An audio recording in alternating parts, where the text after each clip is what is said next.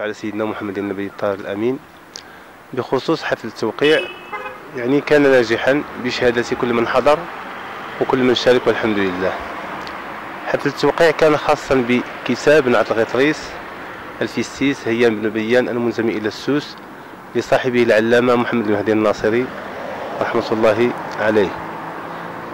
أصل هذا العمل أطروحة جامعية تقدمت بها لنيل شهادة الدكتوراه في تخصص الأدب المغربي. شارك في هذا الحفل أساتذة جامعيين أكفاء من مختلف التخصصات: الفقه، اللسانيات، التاريخ. وهذا التنوع في تخصص الباحثين المشاركين في هذا الحفل راجع أساسي إلى موسوعية الكتاب. فالكتاب هو نموذج للثقافة المغربية في بداية القرن العشرين. المثقف المغربي خريج جامعة القرويين كان مثقفا موسوعيا بكل ما للكلمة من معنى. لم يكن لديهم ذلك التخصص بالمعنى الأكاديمي الضيق المعمول به والمعروف حاليا. فتجد الواحد منهم مؤرخا وشاعرا وفقيها وصوفيا ونسابة إلى غير ذلك. طبيعة الحال هذا التنوع في المعارف التي تؤسس الفضاء المعرفي لكتاب نعت الغطريس جعلني يعني أجتاز في رحلة معه وفي علاقة معه رحلة شاقة ومتعبة لي للغاية، ولكن في الحقيقة كانت رحلة كذلك ممتعة، لأني اضطرتني لأن أجالس المتخصصين في الفقه والمتخصصين في التاريخ والمتخصصين في التصوف والمتخصصين في علم الأنساب والمتخصصين في الأنثروبولوجيا والمتخصصين في علم الاجتماع.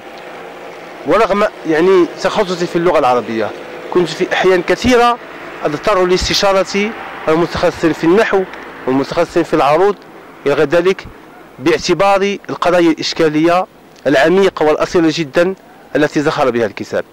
الكتاب أثار نقاشا كبيرا جدا وإشكالات كبيرة، البعض منها تمت الإجابة عنه، والبعض الآخر يعني يشكل بالنسبة إلي مشروع بحث سميته مشروع ما بعد نعت الغطريس. لحد الآن الحمد لله عثرت على وثائق في غاية الأهمية تكشف يعني حقائق تاريخية سوف إن شاء الله الرحمن الرحيم سوف أجليها وسوف أنشرها فيما بعد. عثرت على رسائل، عثرت على قصائد كتبها المهدي الناصري رحمة الله عليه بعد نعت الغطريس أو بعد مرحلة نعت الغطريس. مرحلة نعت الغطريس تكشف واحد المرحلة تاريخية في حياته عندما كانت العلاقة أقول إيجابية مع سامي القلاوي. لذلك من الأسئلة المحيرة التي تطرح يعني طبيعة العلاقة التي ربطت بين المؤلف وبين سامي القلاوي، هذا الجبار الذي بطبيعة الحال استغل نفوذه السياسي لممارسة يعني ممارسة معروفة جدا في التاريخ المغربي على أبناء المنطقة. كيف يتأتى لهذا العالم العلامة الفقيه القاضي المفتي أن يمدحه وأن يشيد بأخلاقه وأن يعلن صراحة بأنه يعني يراه على الحق وعلى الصواب. هذا الموقف السياسي الحق يعني يبدو موقفا محرجا، ولكن كما يقول يعني المتخصصون في تحليل الخطاب أن الأمور بخواتمها. يقولون أيضا بأنه لا بد بأن السياق هو ماء حياة الخطاب، وهذه المقولة مهمة جدا. السياق ماء حياة الخطاب، لا بد من أن نفهم السياق الذي صدر فيه كل نص أو أي نص حتى نتمكن من فهمه الفهم العميق. ماذا وقع بعد نعت الغطريس؟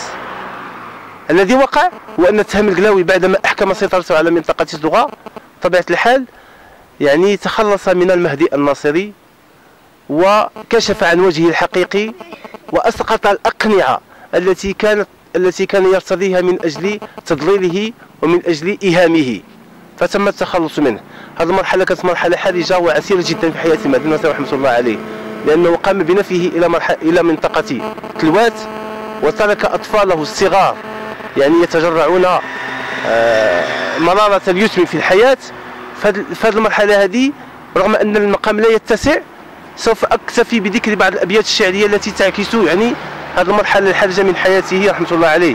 يقول في إحدى قصائده متحدثا عن آل القلاوي: حفظت لهم سرا في كل عويصة فخانوا ولم يفوا بعهد وذمة، كتبت مؤلفا بتقليل فضلهم، فكان جزائي فيه حطا لرتبتي، أنقي لهم عرضا وأنفي لوصمة، فلطخوا عرضي واستدامت قطيعتي.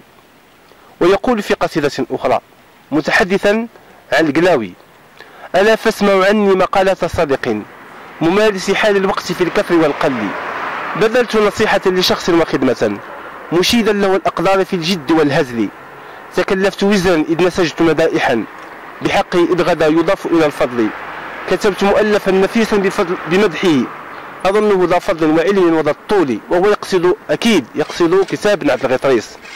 يقول بعد ذلك: ظننته سيدا أديبا ذا همة صبورا حليما حائز السبق في العقل، ظننته منصفا عريفا بطرقه عفيفا يجافي عند سائس ذي الرغل، إذا به من جنس الوحوش بمقفر ظلوما شريرا راكبا قنة الجهل، فطاشت فراستي وضاعت مدائحي، وخاب لنا الظن لدى العقد والحل، حسبته جهلا بالحقيقة فاضلا ففوت ولم أشعر بحالة ذي الختل، سبقته تبرا خالصا من ترابه فأبدلنا كيل عن الخبث والرذل، رفعت له ذكرا بنظم محرر فكان الجوائز القيود على الرجل، وصون له عرضا وأحفظ حرمة فأخفر عهدا بالسجون وبالغل. خلاصة القول: هذه المرحلة التي أسميها مرحلة بعد الغطريس ما تزال في حاجة ماسة إلى بحث دقيق، والأكيد أنها ستغير الكثير من الأحكام التي أسميها جائرة، رغم أني ألتمس الأعذار لأصحابها أصدرها في حق الرجل مهدي الناصري، الذي يبقى في نهاية المطاف علامة مميزة للمرحلة التاريخية التي احتضنته، كما يبقى علامة مميزة لمنطقة الجنوب الشرقي عامة ولمنطقة تدغى التي كانت مؤلفاته كلها وأشهر نعت الغطريس كما قلت في مداخلتي شعارا ودثارا لهذا الكتاب. أشكركم جزيل الشكر في هذا المنبر الإعلامي الذي أرجو له مزيدا من التألق والنجاح والتوفيق، والسلام عليكم ورحمة الله تعالى وبركاته.